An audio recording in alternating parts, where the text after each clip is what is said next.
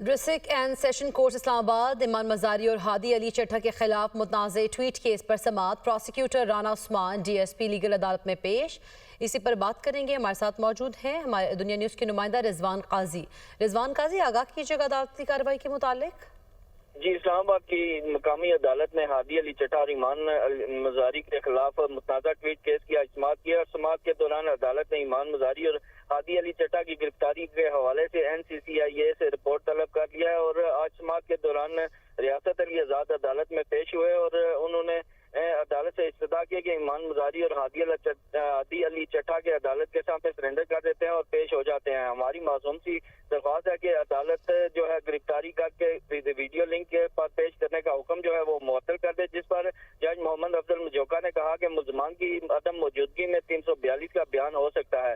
दलाइल सुन लिए हैं और 5 मिनट में इस पर आर्डर करते हैं और अदालत ने समाअत में जो है वो वक्फा कर दिया है। जी, समाअत ने वक्फा कर दिया गया। रिजवान काजी आगाह कर रहे थे, आपका शुक्रिया।